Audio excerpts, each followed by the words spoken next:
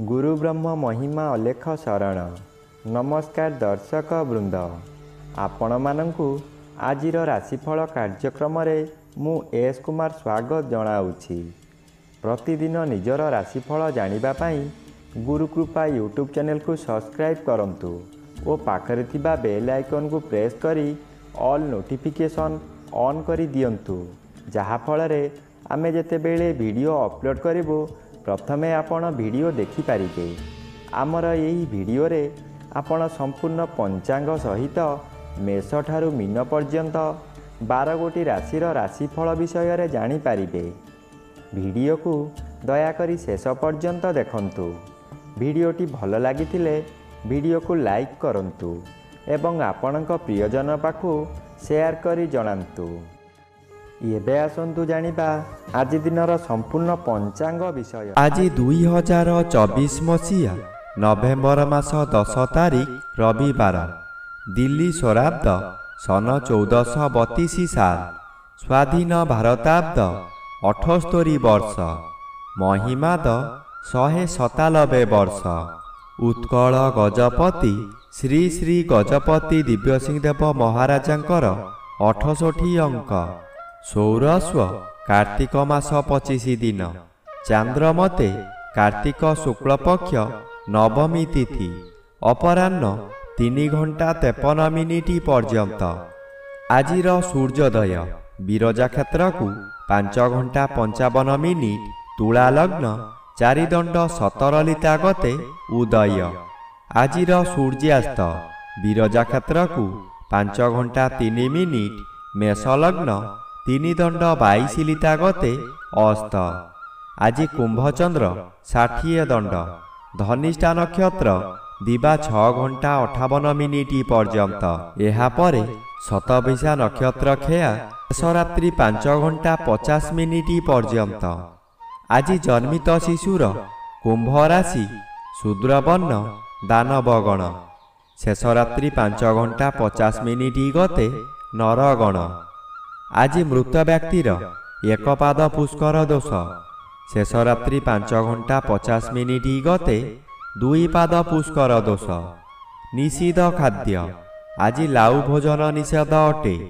अपराह्न 3 घंटा 53 मिनिट गते कलम भोजन निषेध अटे। एवं आज रविवार सकाशे आमिष, बिरी, मसूर, अदा, निम्ब और दग्धद्रव्य भोजन निषेध अटे।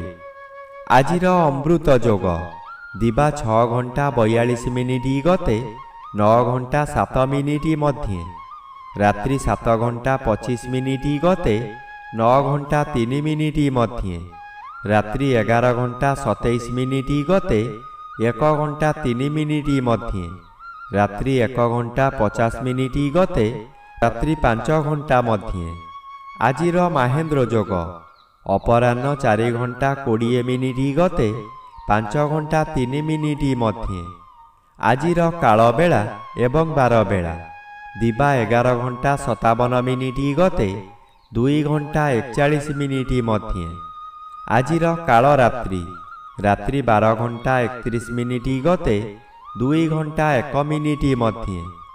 आजिर राहु काल अपराह्न 4 घंटा 30 मिनिट ठारू संध्या 6 घंटा मध्य। आज मिथुन राशि और मीन राशिर घात चंद्र दिबा 6 घंटा 58 मिनिट गते तुला राशिर घात नक्षत्र।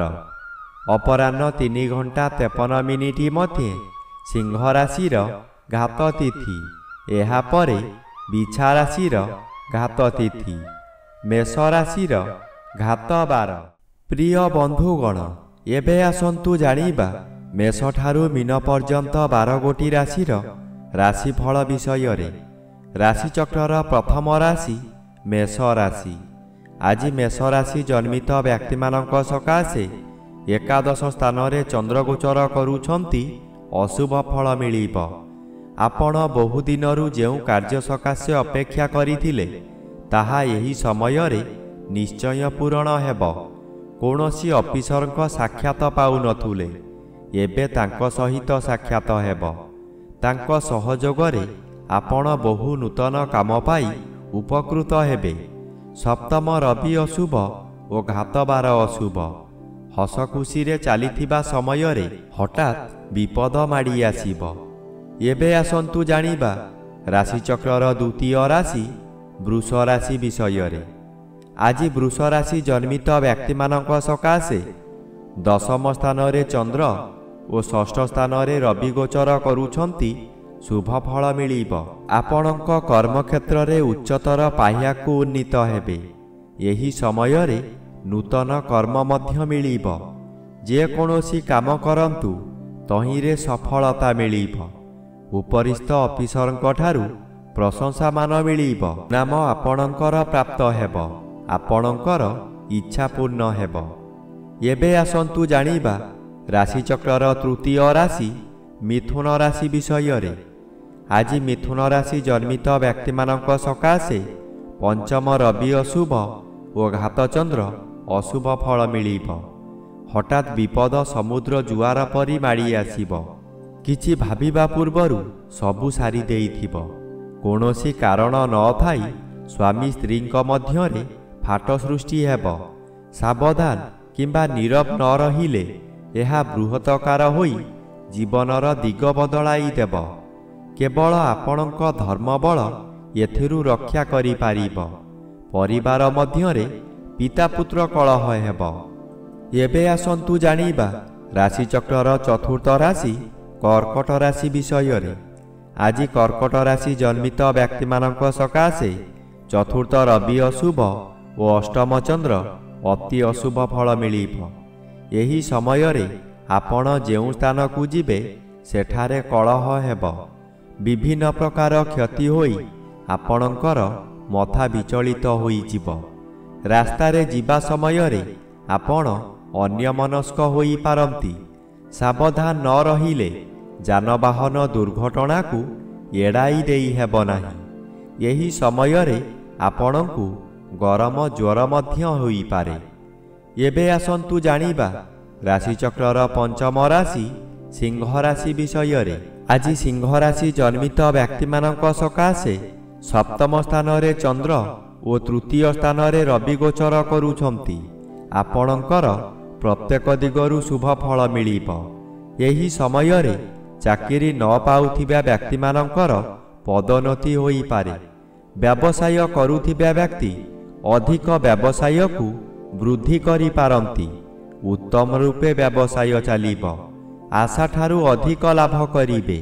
ପରିବାରକୁ ନୂତନ ବନ୍ଧୁ ଆସିପାରନ୍ତି।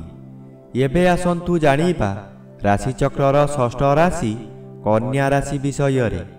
ଆଜି କନ୍ୟା ରାଶି ଜନ୍ମିତ ବ୍ୟକ୍ତିମାନଙ୍କ ସକାଶେ ଦ୍ୱିତୀୟ ରବି ମାସର ଶେଷାର୍ଦ୍ଧ ହେତୁ ଶୁଭ ଫଳ ପ୍ରଦାନ କରିବେ। ଷଷ୍ଠ ସ୍ଥାନରେ ଚନ୍ଦ୍ରଗୋଚର କରୁଛନ୍ତି। ଶୁଭ ଫଳ ମିଳିବ। ଆପଣଙ୍କ ପରିବାର ମଧ୍ୟରେ ହସ ଖୁସିର ଉତ୍ତମ ବାତାବରଣ ଖେଳିଯିବ। ବିଗତ ଦିନମାନଙ୍କରେ ଆପଣ ପ୍ରତ୍ୟେକ କାର୍ଯ୍ୟରେ ଫେଲ୍ ମାରିଥିଲେ। ଏବେ ଯେଉଁ କାର୍ଯ୍ୟ କରିବାକୁ ଆଗ୍ରହ ପ୍ରକାଶ କରିବେ ତହିଁରେ ସଫଳତା ନିଶ୍ଚୟ ମିଳିବ। ଆପଣ ଯେଉଁ ବ୍ୟବସାୟ କରୁଛନ୍ତି ତହିଁରେ ଆଶାଠାରୁ ଅଧିକ ଆୟ କରିବେ। ଏବେ ଆସନ୍ତୁ ଜାଣିବା ରାଶିଚକ୍ରର ସପ୍ତମ ରାଶି ତୁଳା ରାଶି ବିଷୟରେ। ଆଜି ତୁଳା ରାଶି ଜନ୍ମିତ ବ୍ୟକ୍ତିମାନଙ୍କ ସକାଶେ ପଞ୍ଚମ ସ୍ଥାନରେ ଚନ୍ଦ୍ରଗୋଚର କରୁଛନ୍ତି। ଶୁକ୍ଳପକ୍ଷ ହେତୁ ଶୁଭ ଫଳ ମିଳିବ। ଯେଉଁ ସମୟରେ ପଞ୍ଚମ ଚନ୍ଦ୍ର ଗୋଚର ହେଉଥିବେ ଆପଣଙ୍କର ଜ୍ଞାନ ବହୁଗୁଣରେ ବଢ଼ିଯିବ। ମସ୍ତିଷ୍କ ଥଣ୍ଡା ରହିବା କାରଣରୁ ପ୍ରତ୍ୟେକ କାର୍ଯ୍ୟ କରିବା ପୂର୍ବରୁ ଭଲ ଭାବରେ ଚିନ୍ତା କରିବେ। ବିଦ୍ୟାର୍ଥୀମାନେ ଯାହା ପାଠ ପଢ଼ିବେ ତାହା ସବୁଦିନ ସକାଶେ ମନ ମଧ୍ୟରେ ଛାପି ହୋଇ ରହିଯିବ। ଏବେ ଆସନ୍ତୁ ଜାଣିବା ରାଶିଚକ୍ରର ଅଷ୍ଟମ ରାଶି ବିଛା ରାଶି ବିଷୟରେ। ଆଜି ବିଛା ରାଶି ଜନ୍ମିତ ବ୍ୟକ୍ତିମାନଙ୍କ ସକାଶେ ଦ୍ୱାଦଶ ରବି ଅଶୁଭ ଓ ଚତୁର୍ଥ ଚନ୍ଦ୍ର ଅଶୁଭ ଫଳ ମିଳିବ। ଆପଣ ଅର୍ଥ ସକାଶେ ବିକଳ ହୋଇ ଚତୁର୍ଦିଗ ଭ୍ରମଣ କରିବେ କିନ୍ତୁ କୌଣସି ସୁଫଳ ମିଳିବ ନାହିଁ। କଥାରେ ଅଛି ଯେଣେ ଇଚ୍ଛା ତେଣେ ଯା, କର୍ମ ଘେନି ବୁଲୁଥା। ଆପଣ ଯାହା କରନ୍ତୁ ଖାଲି ଅର୍ଥହାନି ହେବା ଛଡ଼ା ଲାଭ ହେବାର ପ୍ରଶ୍ନ ଉଠୁନାହିଁ। ଯାହାଦ୍ୱାରା ମାନସିକ ଚାପରେ ଆପଣ ବିଚଳିତ ହୋଇଯିବେ। ଆପଣଙ୍କ ମନ ମଧ୍ୟରେ ଗୋଟାଏ ଅଜଣା ଆତଙ୍କ ଖେଳିଯିବ। ଏବେ ଆସନ୍ତୁ ଜାଣିବା ରାଶିଚକ୍ରର ନବମ ରାଶି ଧନୁ ରାଶି ବିଷୟରେ।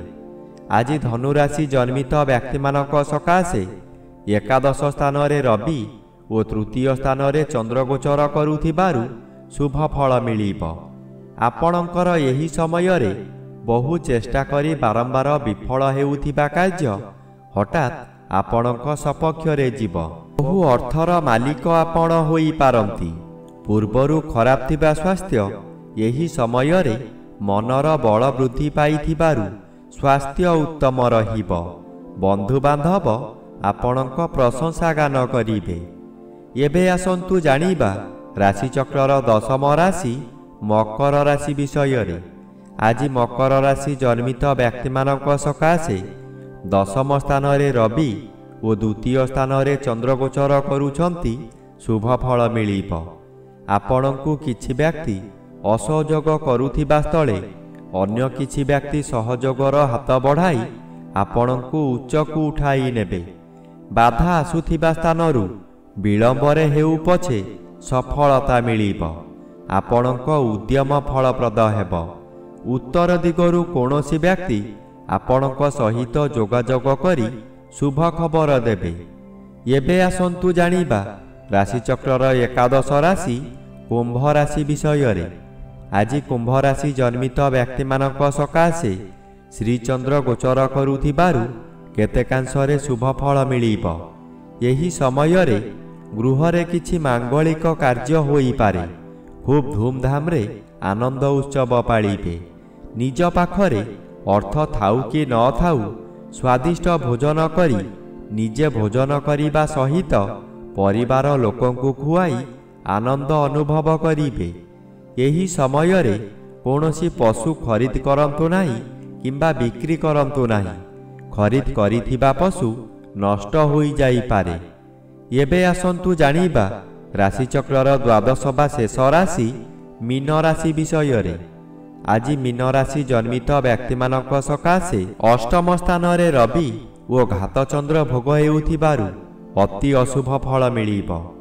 ଘରେ ବାହାରେ ପ୍ରତ୍ୟେକ ସ୍ଥାନରେ ଆପଣ ଅପମାନିତ ହେବେ। ବହୁ ପରିମାଣର ବ୍ୟୟ ହେବ। ଶରୀର ଅସୁସ୍ଥ ରହିବ। ମଥା ବିଚଳିତ ହେବ। ରାସ୍ତା ଦୁର୍ଘଟଣା ହୋଇପାରେ। ନିଜ ମନକୁ ଶାନ୍ତ ନ କଲେ ନିଜକୁ ନିଜେ ଦଣ୍ଡ ଦେଇ ହଇରାଣ ଓ ଲୋକହସା ହୋଇପାରନ୍ତି।